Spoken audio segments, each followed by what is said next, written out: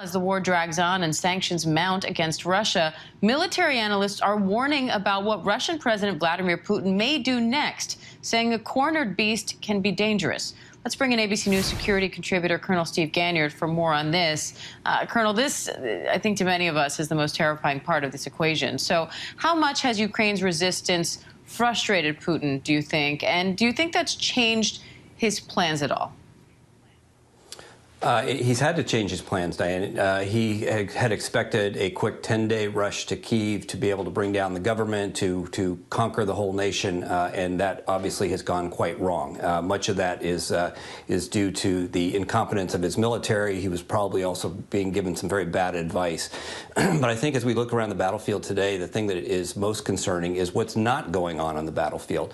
One of the things we saw yesterday was that the Belarusian president was having consultations in Moscow with Putin, and today he is back, and we are hearing reports from the Ukrainians that they think a false flag operation is going on right now where Russian jets have actually bombed a village in Belarus. Now, whether that's true or not is yet to be determined, but the whole fact here is that the Russians are looking to create false flags, and when they do that, if the Belarusian president had just been in Moscow, it was probably, I want you to commit your troops to this fight, and we will create the pretext to do that. So I'm concerned watching that during the day to see if this means that the Belarusians would bring their troops into the fight to reinforce the very slow progress that the Russians have made thus far. And how would that affect this war right now if Belarus were to get involved?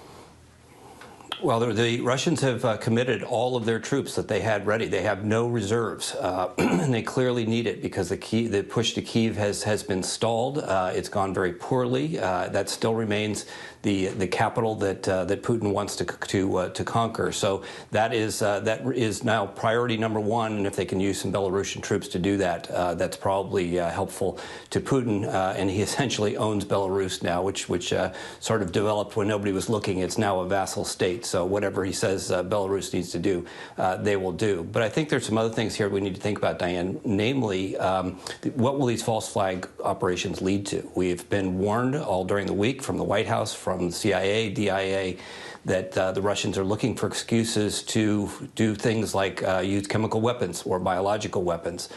These are quite scary things, and I think that we should understand that the Russians were complicit in the gassing of civilians in Syria. They have no qualms about bombing cities full of civilians into submission, as we saw in Aleppo and we saw in Grozny. So these are things that should be right up front and not something we have to use our imagination to do.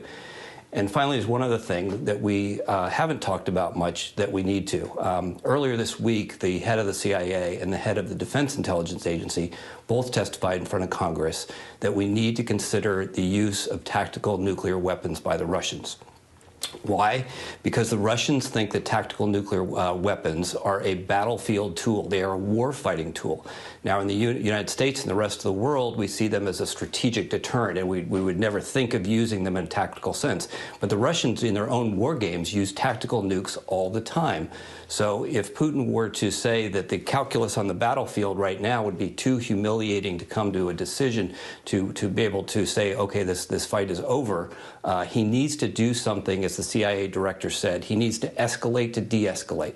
How does he do that? Does he do it with a chemical attack?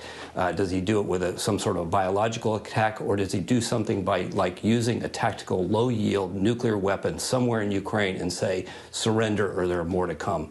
Very scary, but when you have the CIA director and the DIA director saying this week that that needs to be in the realm of possibility, that is concerning. And the president just moments ago was asked about this potential for chemical or biological weapons to come into this conflict, and he promised a severe response if that were to happen. He didn't elaborate on what that means, but how concerned are you, one, of what that response would look like, and two, exactly what you're saying, that this continues to escalate into something much larger and then involving nuclear weapons?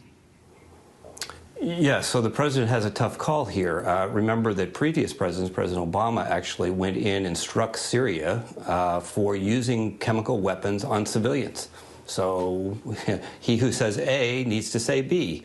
But in this case, saying B may lead to World War III. And so the White House and the president are going to be put in a very difficult position if the Russians use either biological weapons or chemical weapons or drop a tactical nuclear weapon somewhere in Ukraine. So these are very, very tough choices. The White House is trying to walk a very, very narrow path to be able to continue to deter Russia, to get them to stop this war. But this is very scary, intense times. Sure is. All right, Colonel Steve Gaynor, great to have your analysis. Thank you. Hi, everyone. George Stephanopoulos here. Thanks for checking out the ABC News YouTube channel. If you'd like to get more videos, show highlights, and watch live event coverage, click on the right over here to subscribe to our channel. And don't forget to download the ABC News app for breaking news alerts. Thanks for watching.